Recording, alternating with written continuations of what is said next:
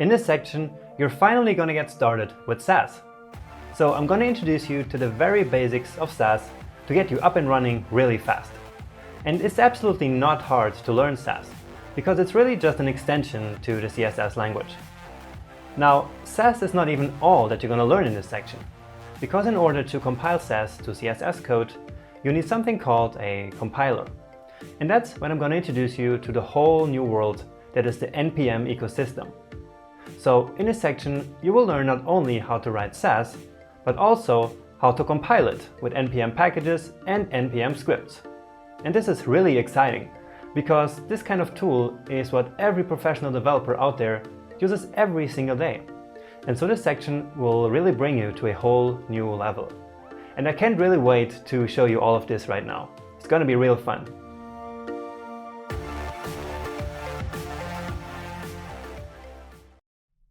Welcome back. Now, before jumping right into SASS code, let's first take a look at what SASS actually is. So this lecture is designed to give you a very quick overview of what SASS is, how it works, and what features it includes. So, putting it in very simple terms, SASS is a CSS preprocessor, an extension of CSS that adds a lot of power and elegance to the basic language. So basically, we use SASS to fix the problems that we have with CSS. CSS gets very messy very quickly, and for huge projects, having a single CSS file with thousands of lines of code, without any reusable pieces, without any logic, gets completely unmanageable after some time. And that's why we use SASS, which provides us with a couple of handy features and tools that CSS simply doesn't have, while at the same time not changing the fundamental way that CSS works. This, in particular, makes SASS very easy to learn, and so I'm sure that you'll be up to speed with SASS in no time. And the way SASS works is like this. Instead of writing a CSS file with regular CSS code, we write SASS code in SASS files. Then we run a compiler, and that compiler converts the SASS code we wrote into regular CSS code, as if all we ever did was writing regular CSS in the first place. So we need to process our SASS code first, and that's why it's called a CSS preprocessor. So our website has no idea that the code we wrote in the beginning was in SASS, because it only ever sees the final output of the compiler, in the form of CSS, of course. Okay? Does it make sense? Now, there are actually other CSS preprocessors like Less or Stylus, but SASS is the most popular one, which is why I chose it for this course. So, what are these features that SASS actually gives us? Let's get a quick overview before we actually start writing SASS, so that we know what we're looking at here. First, SASS gives us variables, which, just like in normal programming languages, allow us to have reusable values such as colors, font sizes, spacing, etc. Next, we have nesting, in order to nest selectors inside of one another, allowing us to write less code. Next up, there are operators for mathematical operations right inside of CSS. Then, partials and imports, which are one of the most important and most useful features of SASS, allowing us to write CSS in different files and then importing them all into one single file. Next, there are mixins, to write reusable pieces of CSS code, and also functions, which are quite similar to mixins, with the difference that they produce a value that can be used later. Next up, we have extends, which can be used to make different selectors inherit declarations that are common to all of them. And finally, control directives allow developers to write complex code using conditionals and loops like in a real programming language. However, we do not cover this topic in this course, because it's usually not needed in a real-world project. It's more for writing CSS frameworks or something. So, this was just a very high-level overview of SASS, and in the next two lectures, we're actually going to start using this, and everything will make a ton of sense to you. And now, one other thing before we start writing SASS, maybe you have been Googling SASS before and looked at some SASS code and seen different ways that the code looks. And that's right, there are actually two SASS syntaxes, which can be quite confusing, so let's clear that up. So one syntax, which is actually the original one, is just called SASS, like the language, and the other one is called SCSS, which stands for SASS CSS. The SASS syntax is indentation sensitive and doesn't use any curly braces and semicolons, as you see here on the left side. However, I find this syntax a bit confusing, and I find it also more difficult to learn, and also more difficult to convert original CSS projects to SASS with the syntax. And that's why I prefer the SCSS syntax, which preserves the way that original CSS looks like. And that's why SCSS is what we're going to use in the rest of this course. Now, if for some reason you prefer the SASS syntax, please feel absolutely free to use that one, because everything should still work the exact same way, it will just look different. Alright, and that's it for the basic SASS intro. In the next lecture, we're finally gonna dive right into it. So don't wait and hit play on that next video.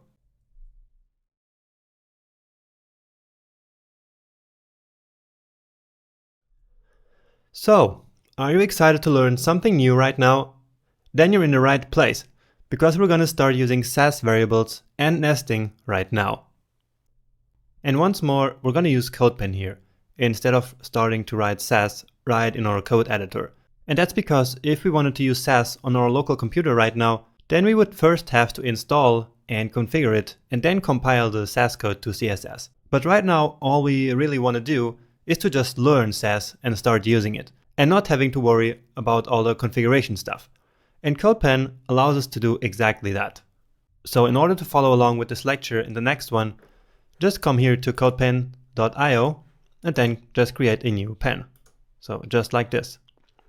And then in here we can write our HTML or CSS and JavaScript, and it will render the results down here.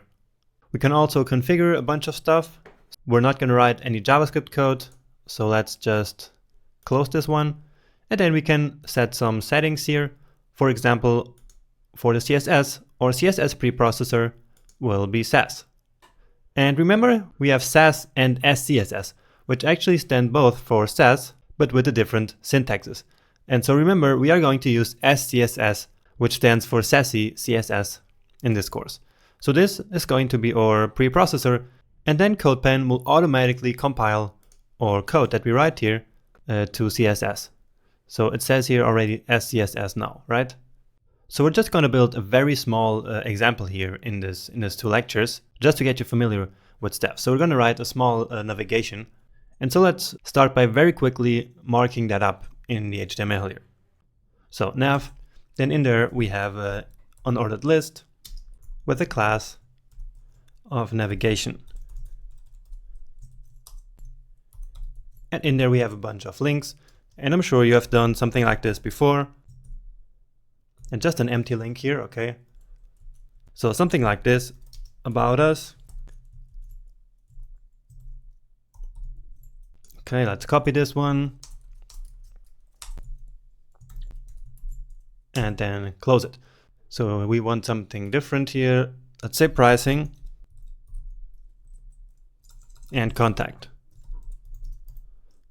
So just follow along with me here. Just copy this code, this HTML code, so that we can then start writing the SASS, which is what we really want. Okay, so we have this navigation here on this side, and then we just want two buttons sitting on the other side of the navigation bar. Okay, so you'll see later what I'm trying to do here. So this is just a div that will hold these two buttons. The button main, pointing to nowhere once again. And then another one. Unfortunately, this CodePen doesn't really have an autocomplete function, so we have to really type out the entire code, which is a bit boring, but that's what we have to do.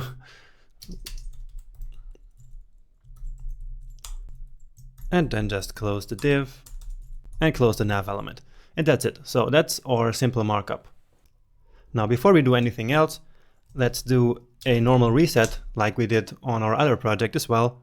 So let's just say margin 0 and padding 0. Okay.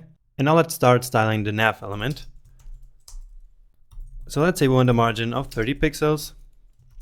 and some background color. Now colors are a typical use case for SASS variables. So let me show you how SASS variables actually work. Now first of all, what is a variable? So a variable is just like a container where we can store some data. For example, like the name of a color. And then we can reuse it all over our code. So we just have to define it once and then can use it everywhere. And if, for example, we then wanted to change that color, we only would have to change it in the variable definition and it would automatically change all over the code. So let's define a variable, and this is how it works. So let's call this one color primary. The color I'm giving it is this one. So F9ED69. So this is just a yellow color that I have selected before for this project. Okay, so let me just comment this here. And actually what you can do in SASS is to write comments like this. So instead of having to write like we do in normal CSS, so just like this, then here the comment, and then like this. In SASS, it's actually easier. We can just do this double slashes. So just this, and then we can say, this is a yellow color. Okay. And so all we have to do now here is to write color primary. So let's see what happens. Here we go. So here is our yellow background color. So again, this is what happened. We stored this piece of data here, this piece of text in this case, in the color primary variable. And we then used that color variable down here, and it read the data from our variable definition, which is up here, right? And we could now go ahead and use this variable wherever we wanted. Now imagine that we wanted to change it. So let's cut it here and just write red, for example, and then it would change to red, right? That's not what we want, of course. So let's put our yellow color back here. Okay, and that are variables. So note that you always have to define a variable name starting with this $sign here, okay? So that is how SASS identifies variables, always starting with this $sign. And since we're here defining variables, let's actually add two more colors here already. So color secondary, which is kind of an orange. So F08A5D. Orange, and then another color tertiary. So the third color, and this is a pink. B83B5E. Okay, so let's now actually style the navigation itself. But before we do that, we can also save or pan here. So just hit save. Then it will ask you to create a new account here, but that's not really necessary, because all that matters is that it changed this link here. And so now if you want to share this with someone, you just have to copy this link and paste it. And so for example, if you have a question with some problem with your code, and if you want to share it to get some help, then you can simply go ahead and copy and paste this URL here. Okay. Now something else we can do here is to click here and then see our compiled CSS. So this is the SASS code, which is compiled to this CSS code. And it's very simply this code. So the variables, they of course don't produce any CSS code. They are just there to store some data for us. And then here the variable that we had here for the background color was simply replaced with the variable that we defined. So exactly as I showed you. So you see here, color primary is F9ED69. And now when we see the compiled CSS, that's exactly what you have here. So that is what the compiler does behind the scenes. Okay. Now, about the navigation, let's first select it. And the first thing we can say is that we want no list style. List style none. And so these small bullets will disappear. Okay, now we want to select these LI items here, right? So these ones. And so this is an excellent time to talk about nesting. So how would you usually do it without SASS if you wanted to select this LI item? Probably you would just write something like this. So navigation and then LI and then just select it like this, right? But with SASS and with nesting, we can actually do better than that. All we have to do in order to replace this is to write LI right in here. And that's it. So these are nested selectors. So we first select the navigation and then inside the navigation, we select the LI elements. So it's exactly what we have in here. But SASS allows us to write this in this easier way, so we have to type less code, and it's also better organized, I think. So again, this selector here basically means that we want to select the LI, which is inside of the navigation, right? And so this is exactly what we have here. We select the navigation and then the LI is inside the navigation. And so we can write the selector inside of the navigation selector. Does it make sense? So we then no longer need this one. And let's just start by writing some code here before I can show you actually the compiled CSS to show you that it works the exact same way. So display, I'll put them as inline blocks so that they are nicely sitting side by side, just like this exactly. So the three LI elements are D3, right? And so you can already see that this has worked, right? We also put a margin left here of, let's say, 30 pixels. And again, you saw that it worked. So let's take a look at the uncompiled CSS, or actually the compiled CSS, sorry. And so yeah, this is the code that I showed you initially. And it is the result of the nesting that we did in SASS. Great, so this gives us a really cool new tool. We can actually also increase the space here of this panels so that we can see the code a bit better. And so yeah, now you know how nesting works in SASS. But that's not all. Nesting can be even more powerful than this. Let's say you wanted to format only the first element here, only the first LI element. So you could very simply use the first child pseudo class, right? I'm sure you're already familiar with that. And so what you can do, for example, would be something like this. So LI and then last child, right? And we can then say that we want no margin in there. Margin 0. And so it worked. Now actually we want, sorry, not the last child, but the first child. And so it works just as intended, right? However, we can do better than this because we are repeating the LI here, right? So we could actually nest this even deeper. So there's no limit to how far you can nest. So you can put a nested selector inside a nested selector inside a nested, and so on and so forth. So you could go really deep with your nesting.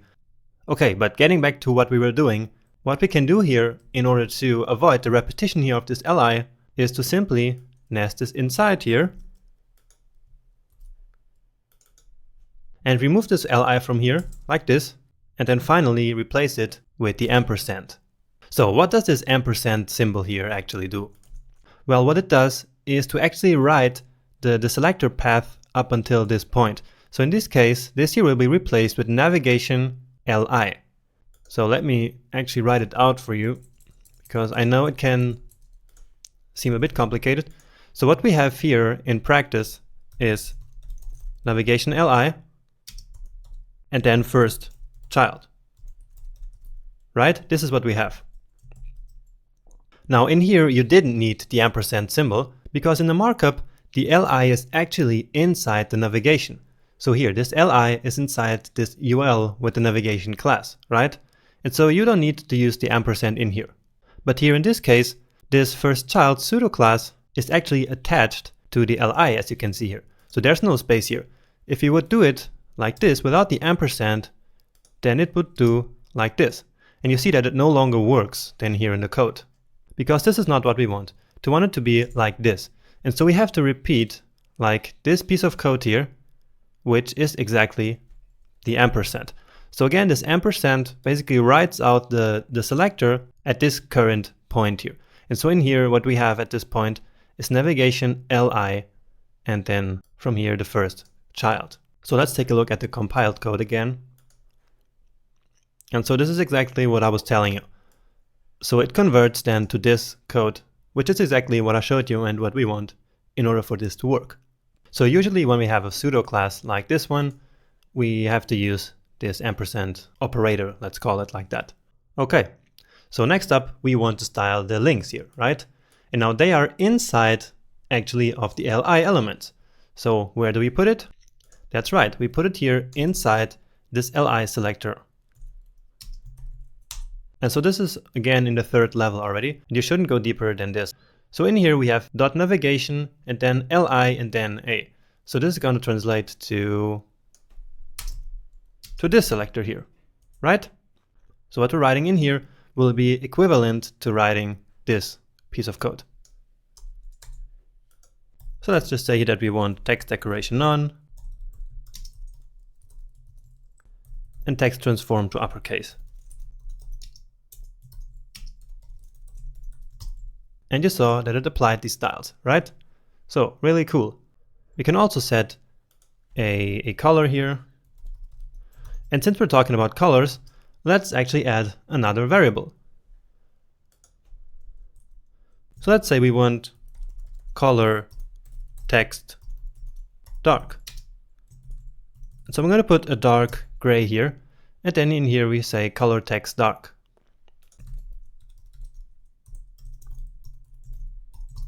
And then hopefully our links will turn gray, and yeah, so here they are.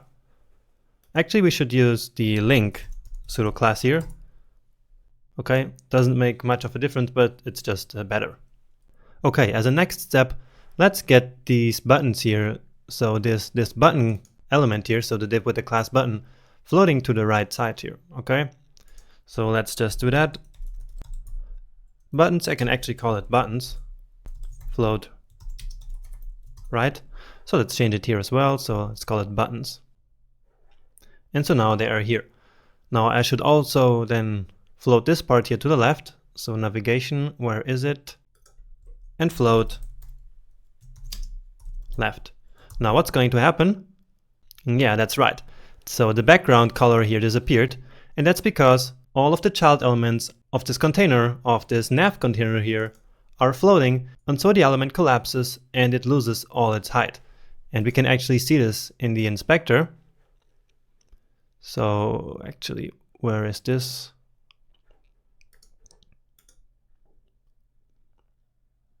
So yeah, here. So here we can see up there, well, you will see it here. So it says that there's a height of 0 pixels. And so again, this happens because all the child elements of this nav element are currently floated. And so what do we have to do here? We can use the clear fix method.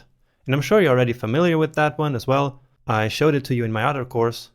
So every CSS developer which uses floats also uses clear fix in order to fix this problem. And so, do you remember how we used to do that? We usually created a class, called it clearfix, and then added it to that element. So just like adding class clearfix in here. And we can actually do that right now. But I will then show you another way. So class clearfix, and then in here we create this class as well. Or we select the element. And so the clearfix works like this. So the content is empty, and actually this, of course I forgot that what this actually does is to add a pseudo element after the collapsed element. And so basically it's this pseudo element, this clearfix pseudo element, that is then going to clear this float. And it will do so with the clear both property. And also we should set the display to table. And so here we go. So the clearfix class worked, it fixed this collapsed element. Now instead of writing this separate class, we could simply add it here to the nav, right? So this would actually be the exact same thing as writing this, right? Because it's to the nav element that we actually want to attach this pseudo element, which then clears the float. And we can do even better with this, right? Do you already see the solution, what we can do? And that's right, we can put it in here. We can once again nest the selectors. And then here, what do we put here? Exactly, we put the ampersand operator. And that's it. So it's back to working here. And so this here will be replaced with nav. And then from there, we add the pseudo element. So let's just check that just to make sure. And so here we go. So again, we have to use this ampersand because if we wouldn't use it, then this is what it would look like. So nav and then the space, as I was telling you in the beginning, and then the after, but that's not what we want. And so we need to attach the ampersand operator in here. All right, and just to finish this lecture, let's now very quickly style these two buttons here as well. And so that we can use these other color variables that we already defined before. So we have two buttons here. We have the button main and the button hot. So some of their aspects will actually be pretty similar. So let's group them together here. So the main button and the hot button, both with the link pseudo class. All right, we want them to have a padding of 10 pixels. We want them to be displayed as inline blocks. And now you see that their padding is actually applied here on all the entire element, not just on the left and right. So now the box model works on them as if they were block elements, as I was explaining you in one of the theory lectures. We want their text to be centered. We want a border radius of 100 pixels. So again, a really huge number just to give them these rounded corners. Of course, we also want to get rid of the underlining. So text decoration none, and also to make them uppercase. We can also set their width. And I think this is a good time to use another variable. So variables don't just have to be colors, of course. We can use everything for variables. So let's create another variable here and call it width for the button. And so let's say we want 150 pixels here for the width. So if we then later wanted to, for example, change this design aspect, then instead of having to go down there to the button, we could just change the settings here, this variable setting. So this variable here could act as a setting, okay? So our variable name is width button. And so yeah, so you saw the effect here. They are now larger than they were before. Okay, so these are the main definitions. And now let's give each of them a different background color. So button main, and we actually want one background color on the normal link state and then a different one for the hover state. So how could we do that using nesting? Do you have any idea? So I will give you a hint. We don't need to write them here in the first selector, so in the beginning of the selector. We can use nesting for both of these states. So how are we going to do that? And we do it like this. We use again the ampersand and then link. And that's it. So it doesn't just work, of course, for the after pseudo class or for the first or last child pseudo classes. It works for all of these as well, like link or hover as well. So hover. And so this will translate into button main link and button main hover. So background color. And here let's use our color secondary. And let's see, and yeah, here it goes. Great. There's a cool trick, a cool thing that I can show you, which is also part of SASS. So background color, which is to use a color function. So SASS comes in with a couple of built-in color functions, which can make your life a bit easier. So instead of having to calculate another color, so for example, we imagine we want this button to become a bit darker as soon as we hover it. Instead of having to calculate or to figure out another color for this, we can simply use one of the built-in color functions, which is called darken. And so we say darken and then we put our color, and again we can use our variable here, so color secondary. And now it's already paying off to having this color stored in a variable, right? Because then we don't have to write it all over again. And now let's say we wanted to make just 15% darker. And that's what this does. And let's now test it. And yeah, so it's a bit darker. You can put it only 5% darker. Let's see how that looks like. So now you see it's only getting slightly darker. But let's get back to our 15% as we had it. So let's take again a look at the compiled CSS. So we have the link and the hover state as we specified. Then here, this is the color that SASS calculated, which is like 15% darker than this one. All right, cool. And now we can just do the same thing here for the other button as well. So this is very similar, so I can just copy the code. So hot, then here the tertiary. Yep, that's right. Then copy it here. And so it gets also darker as we hover it. Now, just to show you another one, there's also lighten. And as you can imagine, this will do the opposite. So it will turn the color lighter. And yeah, so it works. Maybe that's a bit too much. We can just put like 10%. And yeah, great. And now we want also a color in here. right, for these two buttons.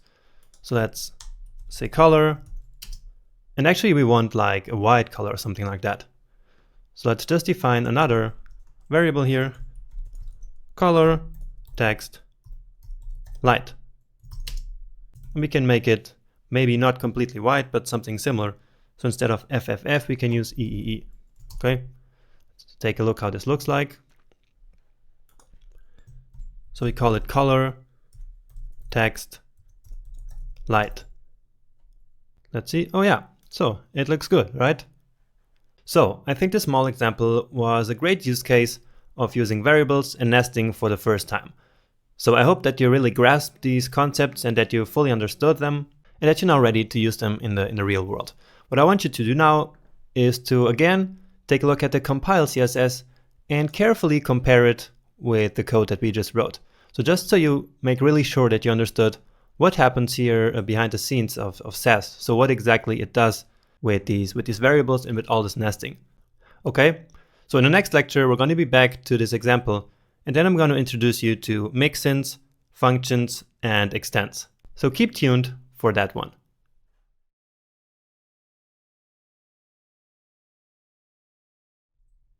Welcome back to the second part of the SASS intro lectures. And this time I'm going to show you how to use SASS mixins, extends, and functions in practice. And let's start with mixins. So what is a mixin? It's actually very simple. A mixin is just a reusable piece of code that we write into a mixin, okay? And then whenever we use that mixin, that code is then put in the place where we used or where we called that mixin. So you can imagine this like a huge variable with multiple lines of code, okay? And this is how it works. Imagine that we wanted to use the clear fix not only on the navigation, but on multiple places throughout the page. So imagine this would be a huge web page and we would have to use the clear fix all over the place.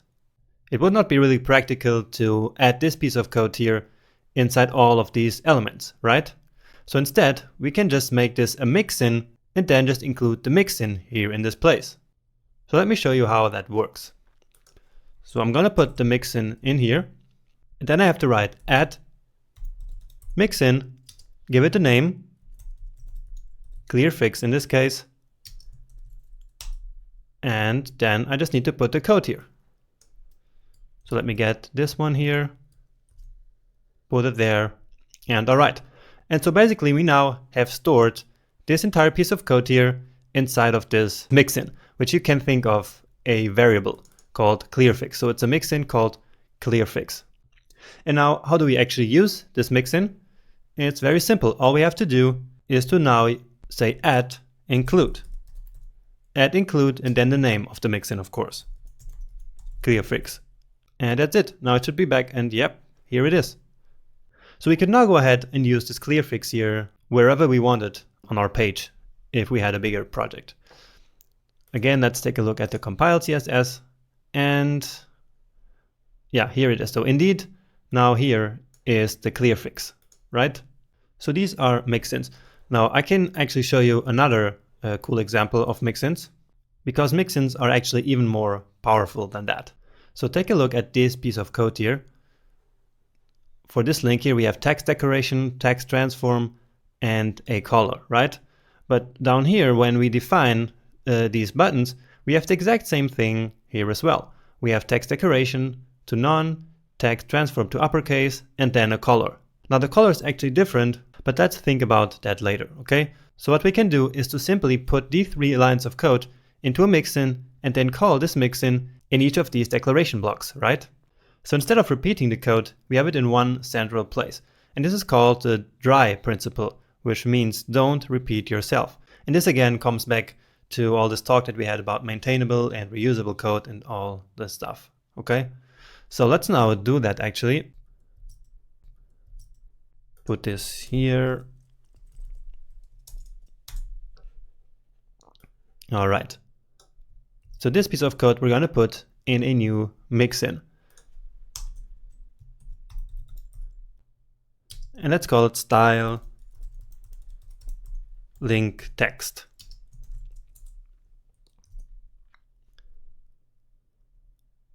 Alright, so mix in style link text.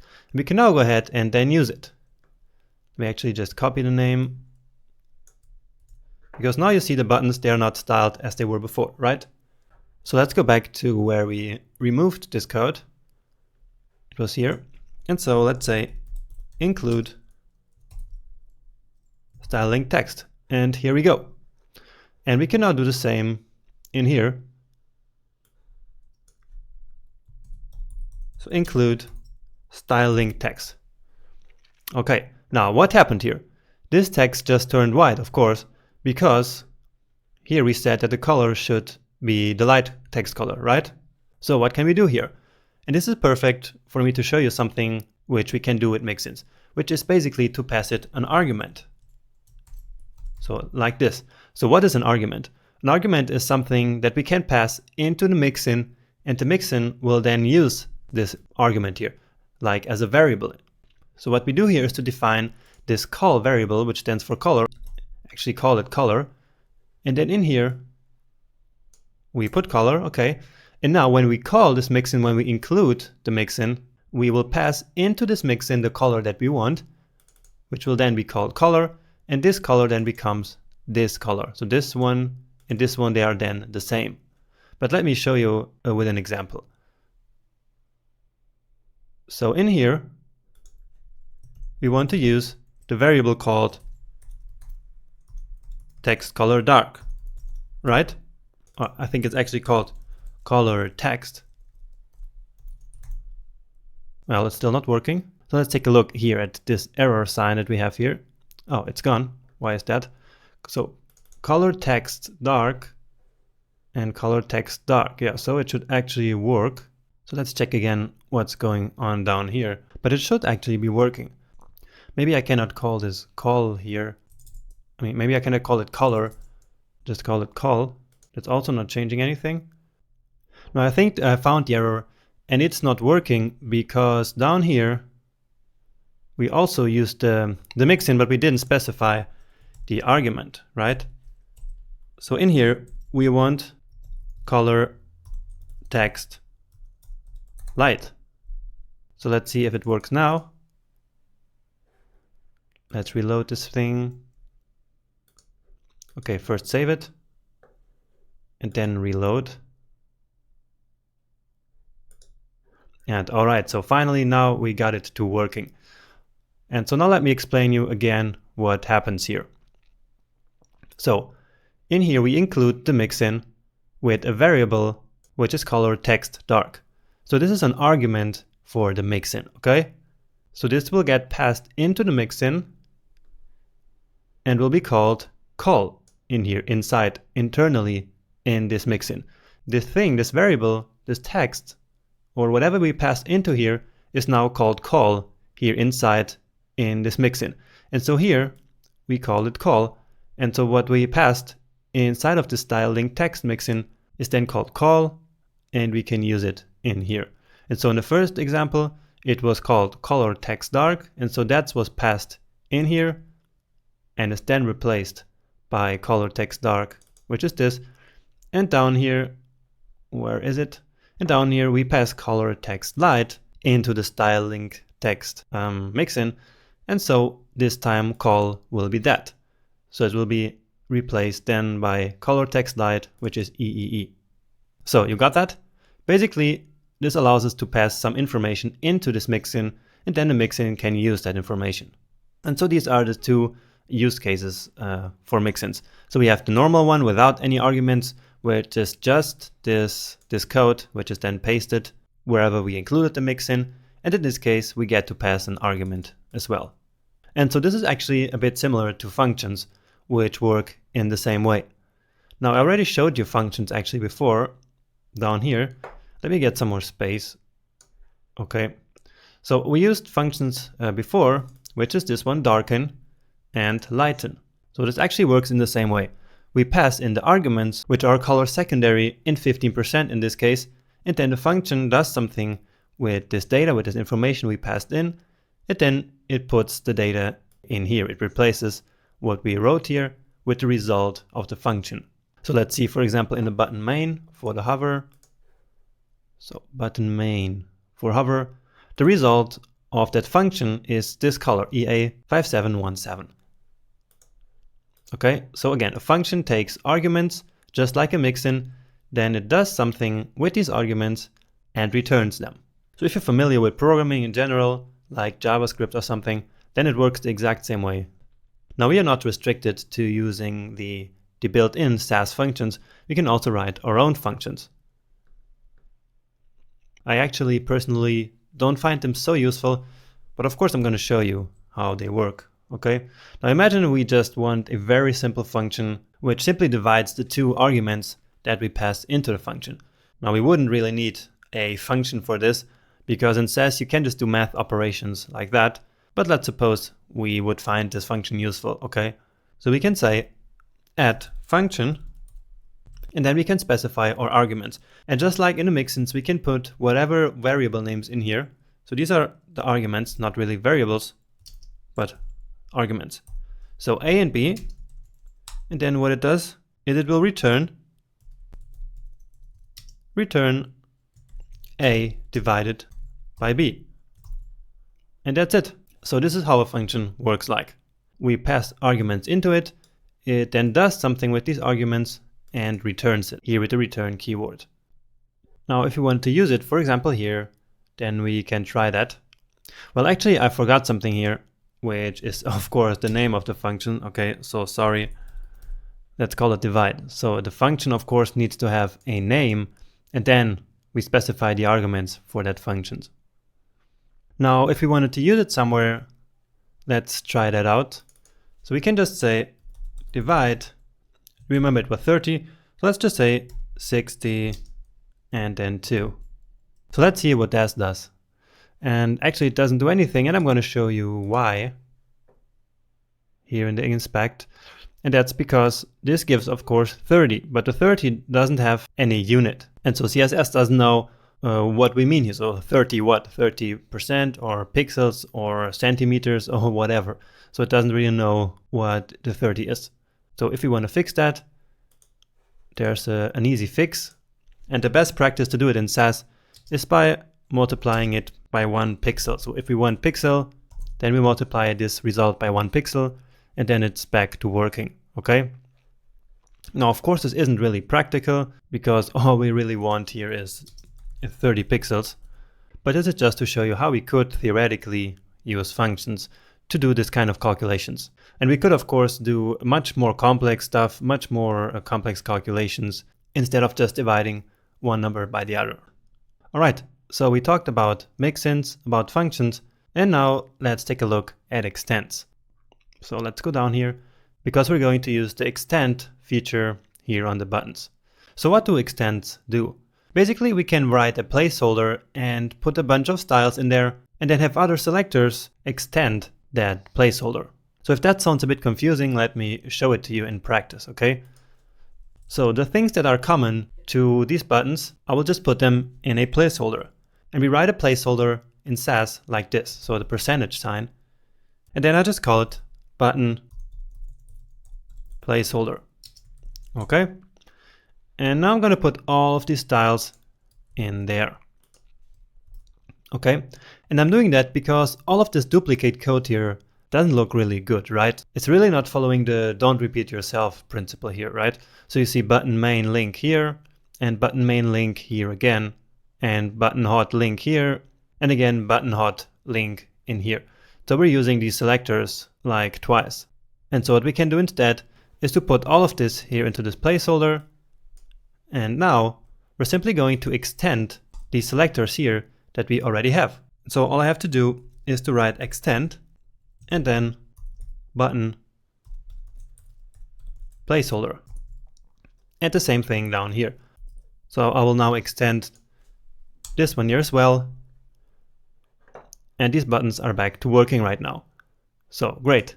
So again, we just extended these two selectors here, so this one and this one, with the code that we have here in this placeholder. Now you may ask, well, why didn't we just make a mixin with this code and then simply include this mixin in these two selectors, right? Now let me show you that the result is actually different. Okay, first let me save it. and I will see the compiled CSS now. And so this is what happened actually. It actually created this block of code, which in practice looks the same way it did before.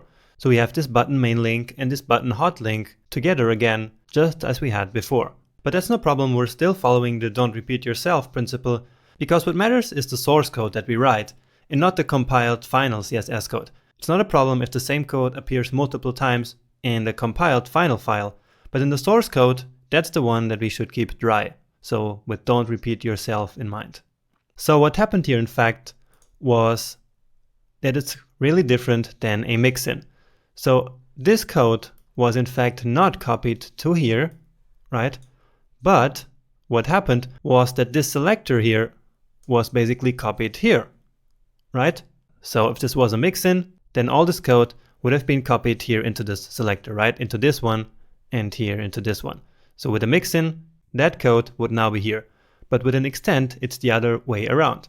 What happens is that the selector is copied here to this rule. And so now we have button main link and button hot link in here, in this selector, right? So this is what we have.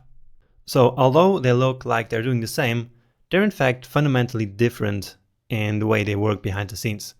Now you should only ever use extends if the rules that we're extending are inherently and thematically related. And that's the case with these buttons, right? So they are really related.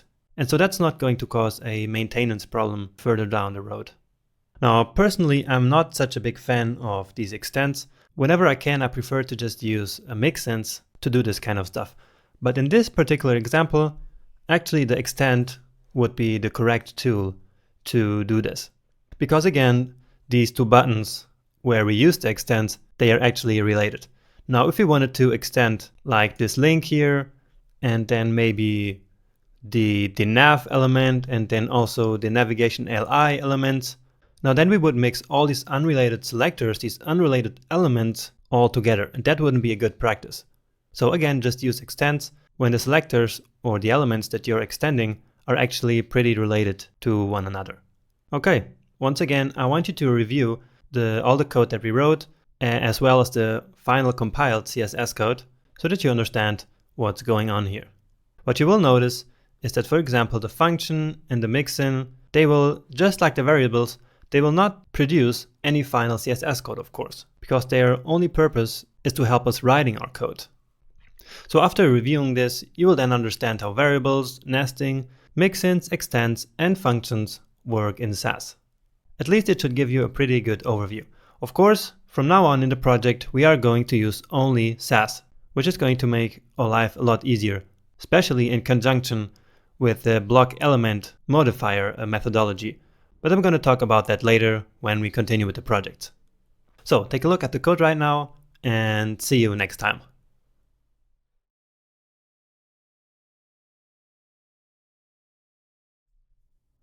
This lecture is called A Brief Intro to the Command Line. Yeah, you heard that right. There comes a time in every web developer's life where you have to learn at least the basics of the command line. I know that many people are afraid of the command line for some reason. And I was afraid myself some years ago, I admit that. But now I love the command line and really can't live without it. And so can't any serious web developer. It's just part of the job. Now in our case, in this project, that is because we now want to install and compile SASS locally. And we're going to do all of that in the command line. And so you need to know at least the basics, like moving around in the file system, creating files and folders, copying files, and stuff like that. And believe me, it's really easy, and at some point it even becomes fun because you're going to look like a real pro. So that's really cool. Now, if you already know this stuff, so if you're already familiar with using the command line, then please feel free to move on to the next lecture, as you're probably not going to learn anything new here. But for the rest of us, let's now jump into a command line. So if you're on a Mac, you can just open up the app called Terminal, and then you're there. Maybe it looks different to you, maybe it's white or something, but it's essentially the same. So let's now increase this a little bit so that you can actually see what I'm doing here. Alright, so this is how it works on a Mac. Now, if you're watching this video on Windows, which is probably most of the people watching this course, then you can just right-click on the Start button and from there select the command prompt.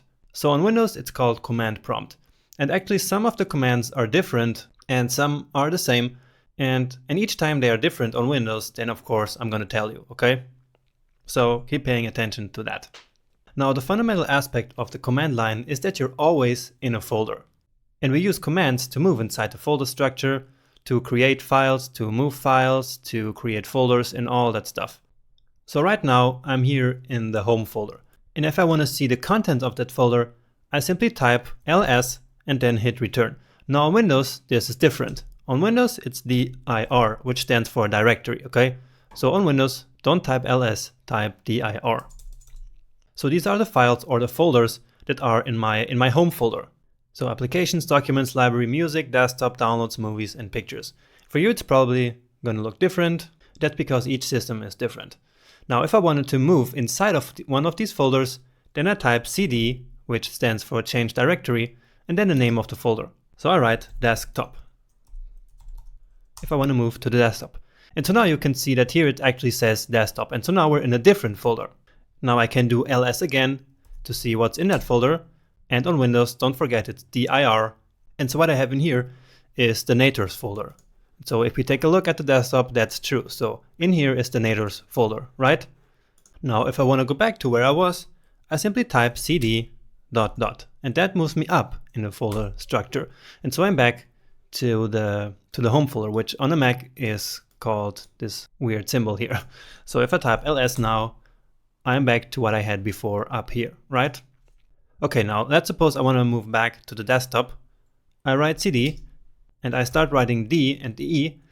And so now I can hit tab and it will autocomplete the name. And that's because there are no other folder or file in here which starts with DE. And so it knows that this is the only folder that I can go to, and so it autocompletes this for me. And so I'm back at the desktop, and now I can go to the folder that I know is there, which is called 1 nators. So I write cd 1, hit tab, and it's already there. So, and now I'm in the project folder, which we have been working in. So ls, just to see what's in there, and we have the CSS folder, the img folder, and the index.html. So this terminal window is already getting really crowded with text, so I can just write clear and return, and it clears up my window. Okay, so this is just for aesthetical reasons. And actually this autocomplete function also works on command. So if I start writing cl, e, and then it already knows that I want to write clear. So that's it. Now imagine that in here, in my project folder, I want to create a new folder for JavaScript. So I can use the command mkdir, which stands for make directory. And then just the name JS. And with that, we created a new directory. But note that we're still in the nators directory, right? So let's see. But actually it is there, right? So we successfully created the directory. So let's now move into it actually. So cd JS, and we're there. So now we're in the JavaScript folder. All right, and now in here, let's suppose we want to create a bunch of files. We could of course go to our text editor and then create each of these files one by one. But we can also use the terminal, which I think is a lot easier. You just write the command touch, and on Windows it's called edit, I believe. And so then you can write the names of the files that you want. So let's say script.js, and you can put multiple here. So index.js and test.js. Hit return and that's it. So let's now check it out. And in fact, they're all there. And we can of course confirm this in the file system here. So of course the JavaScript folder is here and the 3 files are there as well. Now another thing that we can do is to copy or to move files, of course. So let's say that we actually want the index.js file not in here, but in the project folder, so in the main project folder. So what we can do is to say cp, and on Windows it's called copy, then just the name of the file, index, and see how I did the tab, so the autocomplete, it automatically completed the file name for me. So copy index.js, which is the name of the file, and then the directory where we want it to copy. And if we want the project folder, which is one level above, we simply type ... And ... always means the folder that is above. Remember how we wanted to move up in the file system?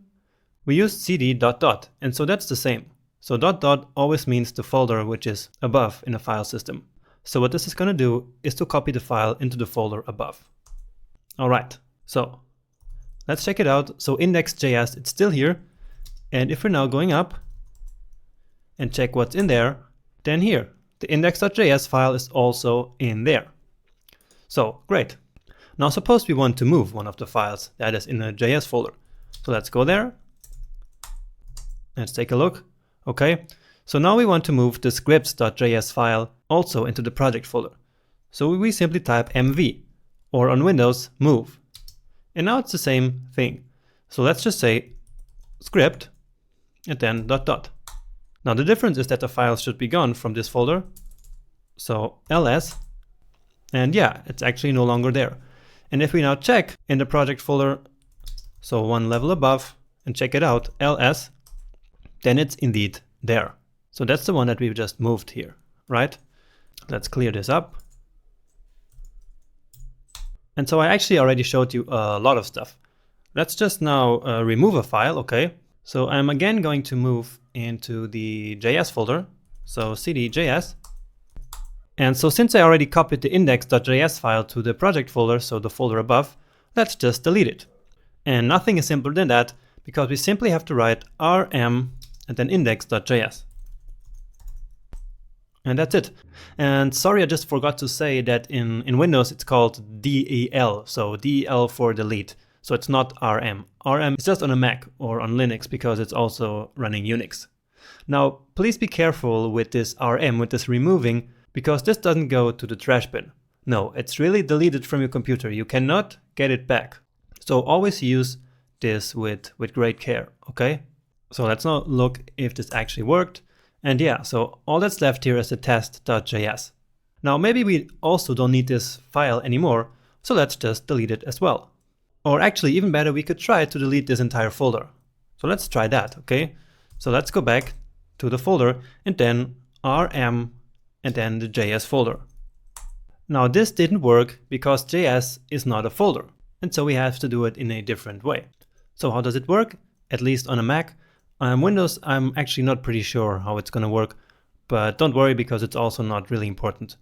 So to remove a directory, so a folder, it's actually pretty much the same. All you have to do is rm, and then you basically pass it an option like this, so dash and then r, which stands for recursive, which simply means that it's gonna delete all the files and then also the folder, okay? And now, like this, it's gonna work. So the JS folder is now gone, and let's actually confirm it. And yeah, so we're back to the index.html and the img folder. And just to clear up all the work that we did, let's also delete these two files here, so that we're back to the initial situation that we started with. So rm, index.js, and then script.js. And so then again, please be careful before hitting return on this one, because these files, they are gone forever.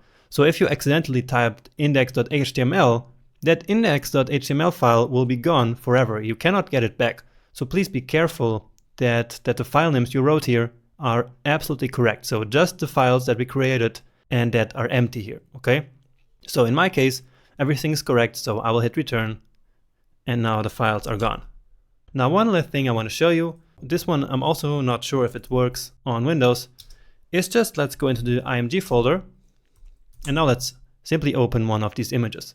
Because here on the Mac, at least in Unix, we can simply write open and then, for example, the hero.jpg, and it's then going to open the program in which we usually watch the images.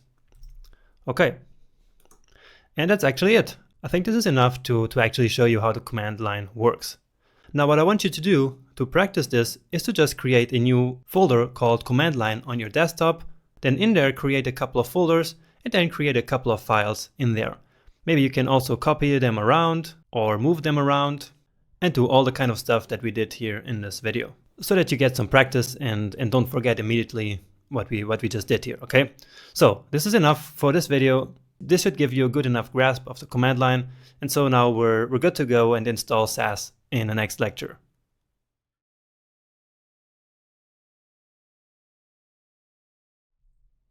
Welcome back.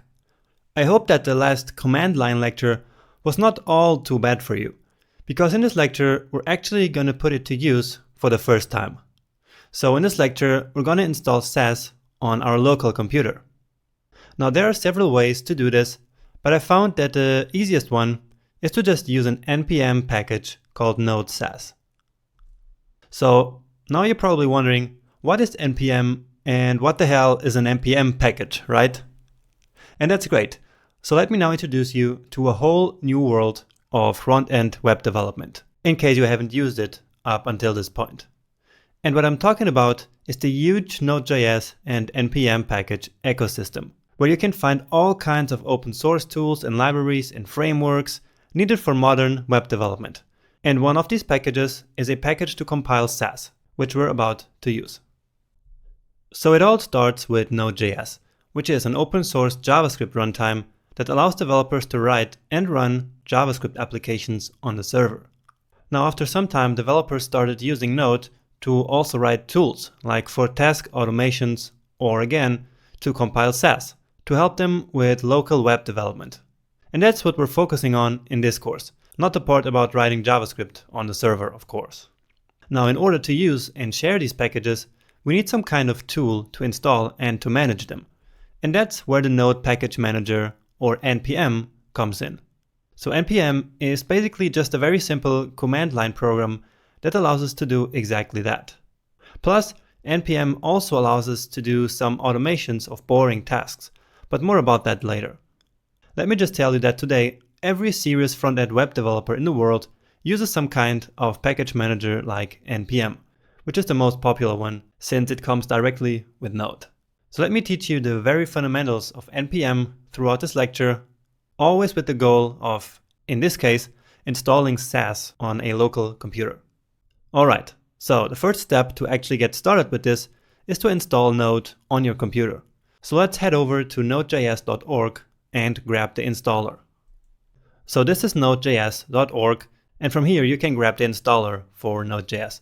So you can just install version 6. It's more than enough for what we're going to do in this lecture. And if you're not finding the right installer for your platform, you can just go here to downloads, and I'm sure it will be somewhere here. Now I of course already have it installed, and so I'm not going to do that. And so you should probably just pause the video and wait until you have everything installed.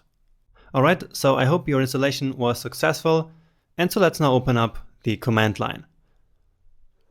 So, terminal on the Mac, and if you're Windows, remember, just open the command prompt by right-clicking on your start button on Windows. Alright, and so the first thing we should do here is to test if you actually have Node installed successfully. And let me just increase the window here slightly, so that you can see what's going on here on my screen. Alright, so in order to test if you have Node successfully installed, you just write the command node and then -v, which will check for your version basically. And so if you see anything here, no matter what version it is, it doesn't have to be the same as mine. As long as you see any output here, it means that Node is successfully installed on your computer. Now if you're using Visual Studio Code like me, you can also use the integrated terminal here. So there's a terminal already built into Visual Studio Code, okay? And you can totally do that, but in order to make things more clear and more easier for you to understand, I'm not going to use this one, which I use usually, but I'm going to stick with the normal terminal here, okay? So that being said, let's now navigate to our project folder. And remember how we do that? First, let's check where we actually are with ls or dir on Windows. And then I just change directories with cd, remember? So desktop, and then from here I know that the folder is called 1naders. And so I just write 1 and then tab, return, and that's it. Let's check if everything's there. And yeah, index, img, and css.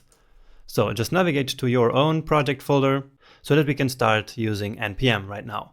Before installing our first package, usually the first thing that we always do in a new project is to create a package.json file, which basically will contain the definitions of our project and where npm will write the packages that we use. Now in order to do that, we use the npm command. So since the program that we installed is called npm, we simply need to run npm on the command line. So npm, and then what we want to do here is init. So npm init will open this program here. And so you see, this utility will walk you through creating a package.json file. And so this is basically just a simple helper which will create the package.json file for us. Okay, so again, this is usually the first step that we take when we start using npm on a new project. So we start with the name here. If we just hit return now, it will take this name here as a default, but let's just call it natures. The version is 1, that's absolutely okay. The description, let's just say landing page for natures. Okay, you could even leave it empty, it doesn't really matter. This also is not important. So we can leave all of this empty. Here you can put your name if you want, the license, and now it just asks if this is okay, and it looks absolutely okay to me, so okay. All right, and so here is the package.json file. So we can just open it, and here we go.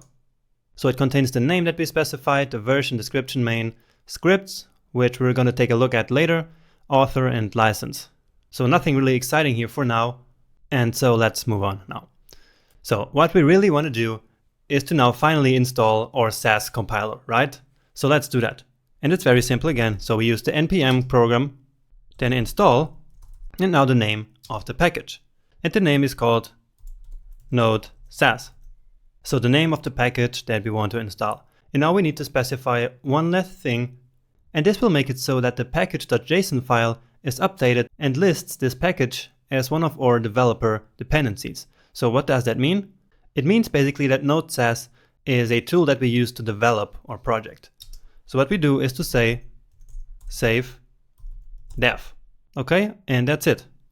So hit return, and it should now download this package and install it. So it's normal that it takes some time. All right, and here we go. So let's now take a look at the package.json file. And here you see, so this is now listed as a dev dependencies here, right? So node SASS is the one that we just installed, and on version 4.5.3, and it's listed as a dev dependency. That's because we specified, as I was telling you, this, where do we have it now? This, here it is. So here, this save dev option, okay? So this is like an option that we specify. And we said save dev, and so it's now installed as a dev dependency, okay? Now there are all kinds of packages on npm. For example, imagine that we wanted to use jQuery here on this project. We could just come here and write npm install jQuery. And now in this case, we're not going to put a save dev option in here because jQuery is not a tool for development, right? It's a JavaScript file that we want to include in the project. Well, not in this project, of course, but this is just to show you how we could install other npm packages. And if you just hit return, it will also install jQuery, and that's it. So let's now take a look. And now you see that it's nowhere to be found here in this file. Now, if we wanted it to be here, we could also say npm install jQuery. So just a trick that I didn't tell you, if you want to see the commands that you wrote before, you can just hit the up arrow on your keyboard and it will show you all the commands that you wrote before, right? So right now, if I move up, then it will show me the last command that I run here, okay? So if I type now save instead of save dev, let me show you what happens then. It then creates here a field for dependencies, not dev dependencies, because dependencies are the ones that we actually need for a project. So in case of jQuery, in our project we want to use the functions that it offers us. While in node SASS, it's just a helper, just a tool for us to be able to use SASS in a project. Now maybe you've noticed that there's a new folder in our project right now, okay? It's this node modules folder. Let's open it up, and wow, there's a lot of folders in here, and they're all because of the packages that we installed. So here we see the node SASS package, and this is the code that actually makes it run. But this package here, it needs all of these other packages in order to work just fine. And that's why npm installed all of these packages here as well, okay? But we shouldn't really worry about this. So just leave all of this in the node modules folder, and there's no need to ever touch it, okay? Now maybe you're wondering, well, why do we need this package JSON file? Why do we have to worry about writing these dependencies here and these dev dependencies here as well? So imagine that you want to upload your code so that I can take a look at it if someone is not working right, okay? So if you have some kind of bug there, then you're not going to share this node modules package with me because it probably contains thousands of files and there's really no need to share these with me. So if you wanted to share your project, you will only share everything else, but not the node modules, okay? What you will share though is the package.json file, because from that one, I can then I can recreate this node modules folder, okay? So let's just imagine that we don't have it anymore. We can just delete it, in fact. So let's delete it. You should delete it as well. So this code is now gone. So if we wanted to use jQuery or Node.js right now, we couldn't do it anymore because the packages are gone, the code is gone, okay? So imagine that we receive this project, and we want to reinstall these packages. So we can easily do that because the package.json file knows which dependencies, so which packages we use. So all we have to do is to say npm install. And it will now take a look at our packages.json file and download exactly the packages that we specified there. And so you see that now indeed the node modules folder is back. And in here we have all of these folders. And one of them is, of course, Node.js. And also jQuery should be here. Yep, here exactly. So this one that we have here as well, right? Now in our project, we don't really need jQuery, right? So we can just uninstall it. So we say npm uninstall jQuery. And then we have to, again, specify the save flag. So the save option so that it removes it also from the package.json file. And it's gone. So you see that it's no longer here. Well, this piece of code here, it stayed here, but it doesn't matter. It's not important. We can actually get rid of it right now. Okay, so our only dependency, so our only package that we need for our project is Node.js. All right, and with that, we actually have everything we need in order to write and compile SASS in the next lecture. So let's just quickly recap what we did in this lecture. So we started by creating our package.json file. So I'll write clear here.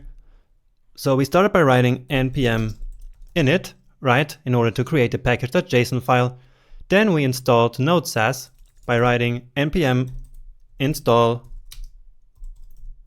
Node.js, and then we used save dev in order to save it as a development dependency here in our package.json file, which means that it's a development tool that will just help us building our project. Now, the reason we wanted to save this here in the package.json file is because this way we can share our project without sharing the entire node modules folder here, right? Which doesn't make any sense at all. And so if someone else receives our project, they can just do npm install just like this, and then all of the dependencies will be automatically installed. And the same of course applies to yourself. So imagine you are building this project on one computer and then you're continuing on the next one. You're also not going to take the node modules folder with you to the other computer. No, you just do npm install and that's it. So this package.json file is really useful, and each project where we have npm modules should really have one. Okay, and now with SASS installed on our computer, let's quickly move to the next lecture where we're actually going to use it to compile our very first SASS code.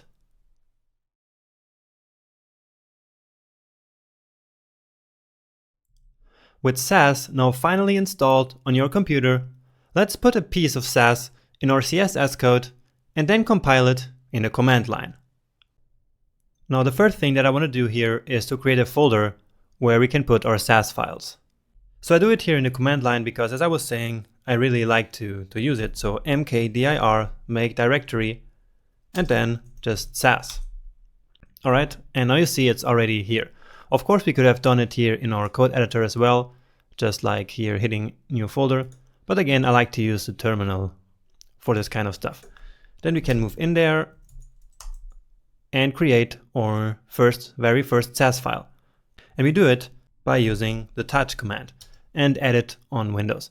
And if edit doesn't work for that, then you can, of course, just do it in your code editor.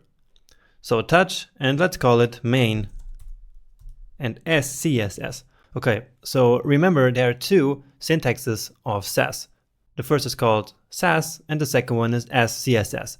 And if we want to write SCSS, which stands for sassy CSS, we have to specify the file extension as being SCSS, okay?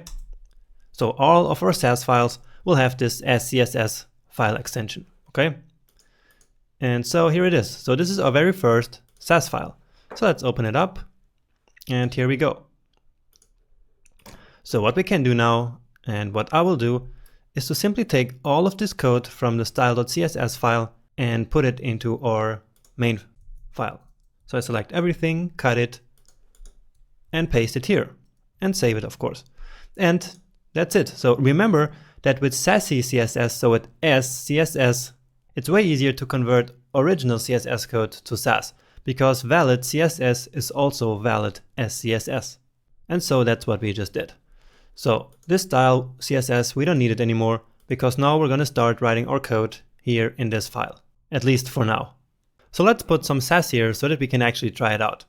And the best thing to start, I think, is just to putting some variables here. So let's just start with the colors again. So I want a color that's primary. So our primary color, and it's actually this green color here. So this one is our primary color, our primary green color. And they're the other ones. This one is just a lighter version, and this one is just the darker version, okay? So color primary light is just this one here. And I'll color primary dark is just this one. Okay, and so here we have some variables. Now I can actually get rid of this comment here. Okay, so we have our 3 variables here. And now let's use the ones that we actually used already, which are these ones. This one and this one, we use them here in this linear gradient. So what we can do here is to actually replace this.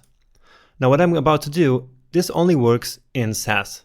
So in regular CSS, we cannot put a hexadecimal color here in the RGBA function and then some opacity, and then it will translate it to the color. It doesn't work like that. But here in Sass, it does actually work. So I can just put here color primary light. So color primary light. And down here, I can put color primary dark. And you see it's a lot cooler to write Sass here in the real code editor than it was on the CodePen, because we have all this cool autocomplete going on here. Okay, so we have our variables and we have used them here in this place. And so let's now move on and actually compile this. And how do we do that?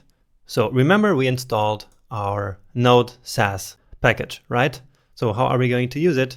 We use it by writing an npm script. And this is the place where we write our scripts. So right here in this package.json file, we not only have all of these definitions of the projects and our dependency, we also write scripts here. So we don't need this script here. This was just a predefined script that was here, okay? And so now we can write our own script. And I'm going to call it compile sass. And then in here, we can write our command. And how does this command work? Well, we start with node sass, which is the name of the package. Then we have to specify our Sass file, which is the input file, and then we specify which is the output file, so the compiled CSS file. So this is like writing node sass right here in the terminal, then the input file and the output file, like I was just saying. But unfortunately, that's not going to work. But what will work is to write the script here in this package.json file, and then in the terminal, we will call that script with this name here. But I'm going to show you how in a second, okay? Just so that you know why we're actually writing this script. Okay, so again, now we need the input file, so our Sass file. And so we need to specify where this file is actually located. And where is it? Well, from the package.json file, which is where we are, we need to go into the Sass file, right? And then select the main.scss file. So Sass main.scss. So this is our input file. And now the output file, we want it to be actually this one called style.css. So it is in the CSS folder and called style.css. And it will then simply overwrite this file that we have here. But it doesn't matter because it's already empty anyway. And now with this code, we're ready to go and ready to try it out. Okay, are you ready? Let's do it. So back to the terminal, we now write npm run and then the name of our script. Compile SASS. So let's try it out now. Okay, so it says rendering is complete, saving CSS file, wrote CSS to users Jonas and then style.css. So let's take a look. And bam, here it is. So the variables are not here, the ones that we wrote here in the top. And you see that our header with the gradient now, it's back to these colors that we had before. So SASS replaced the variable names that we put in our code, so which are these ones. It actually replaced them with our variable definitions that we had in the beginning. So everything is working just fine, exactly as expected. So great, that's great news. It means that everything's working fine and that we're good to go and good to use SASS now on our local computer. Congratulations to reach this point. This is really great, really cool, okay? And if we now go check out our page, so we can close this one.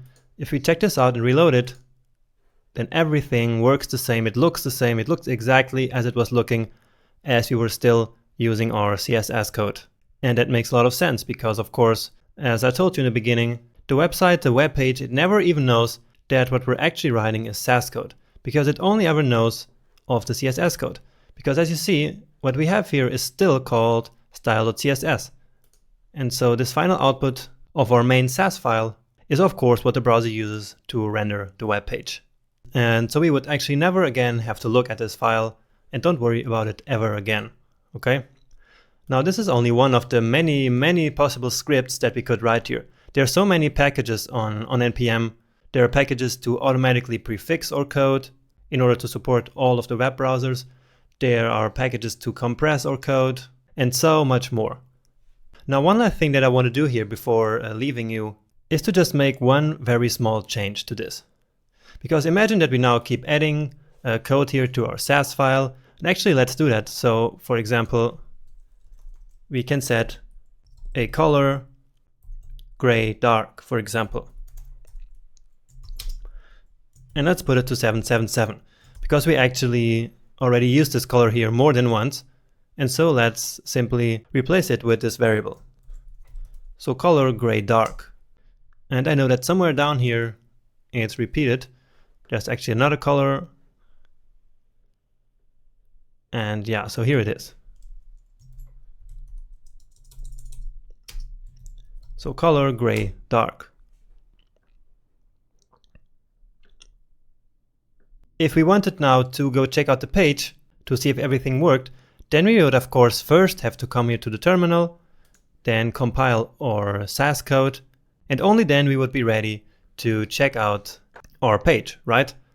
But that's not really practical. And so what we can do, which is something that this node.sass package allows us to do, is to keep watching our main SASS file. So all we have to do is to add the W flag, so the watch option, because this W stands for watch. And if we now start this process again, it will keep watching for whatever we do in our code. So let's run this again. And remember, just hit the up arrow. So it's watching for changes. So it's only going to do something as soon as we change something in the file, okay? So let's just change something.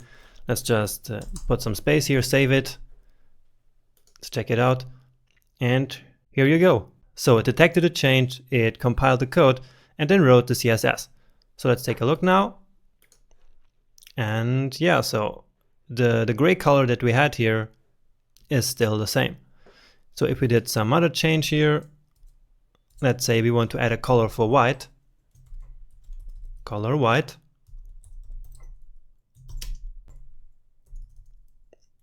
Okay, imagine at some point later we want to change the color white to a very light gray, for example, and then instead of going everywhere to change all these FFF codes, we would simply have to change it here, okay?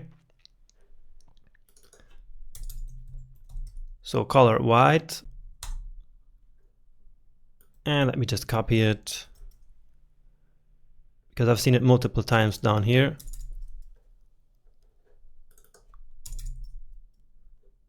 And Let me see now. And so it's run into some errors, but that's not really a problem because here in the end it wrote our CSS just fine, okay? This is probably because I have autosave enabled in my browser, and so I think that each time I type something it triggers a compilation of the SASS code. And so sometimes the code is not correct and then it will give us this error. But we should be fine, so let's just check if everything that was white is still white, and it is. And of course we can confirm it in the code. So our gray color is still here and our white color is still here. And so everything is working the same, right? Okay, and so now we have this in place where each time that we write some more SASS code, it automatically compiles and we can then check out our page or result. The only thing you have to keep in mind is that you cannot close this window here, this process, because otherwise it will stop. So if you want to use the terminal now, you can actually open a new tab. At least that's how it works on a Mac, just hit Command T. And so now you can write your commands in here, because as long as this one here is working, you cannot write anything new here in this console, in this terminal window, and so you have to open a new one. Now on Windows, I think you can just use another command prompt by again right-clicking the Start button and then choosing Command Prompt from there. That should open you a new window where you can also write the next commands. And if you want this process to stop, the SASS process, if you want to stop it to compile, then you just close this tab here and then it's gone. Alright, and so with this we're well on our way to set up a very nice development environment here for us. Now only one thing is left, and we're going to do that in the next lecture, which is to actually trigger an automatic reload each time that we change our page. So automatically reloading this page each time that we change something. So check out the next lecture to learn everything about that.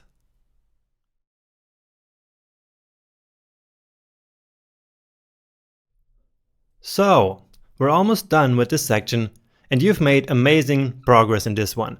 Congratulations! Now just to finish, let me show you an amazing npm package that automatically reloads our complete project as soon as we change any file in the project folder. And it's really amazing and really easy to set up, you'll see. And the npm package that I mean is simply called live server. So all we have to do is to type npm install live server. Now in the last lecture, or the lecture before that, when we first installed our first packages, we always installed them either by specifying the save dev or the save options, right? Remember that?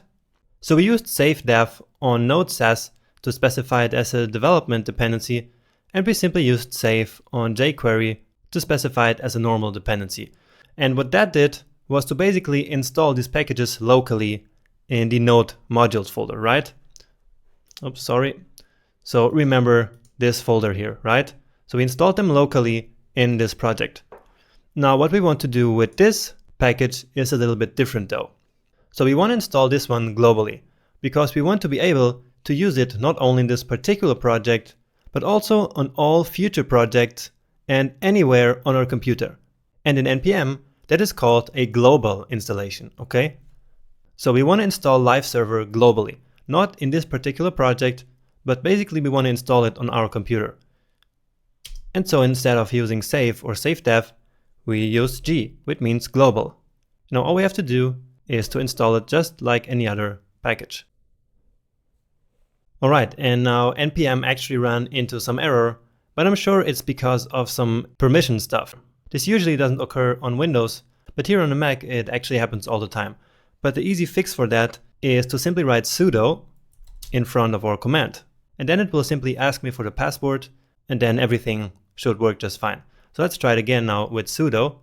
Now if this didn't happen on your machine, then everything's fine, you don't have to do this. It's only if you also run into the same kind of error. npm install live server G. So as a global package. Now it asks for my password.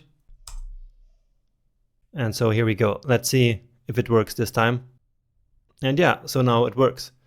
Now you will see that it's not in the dependencies here, all right? And you will also see that it's probably not in the Node modules file.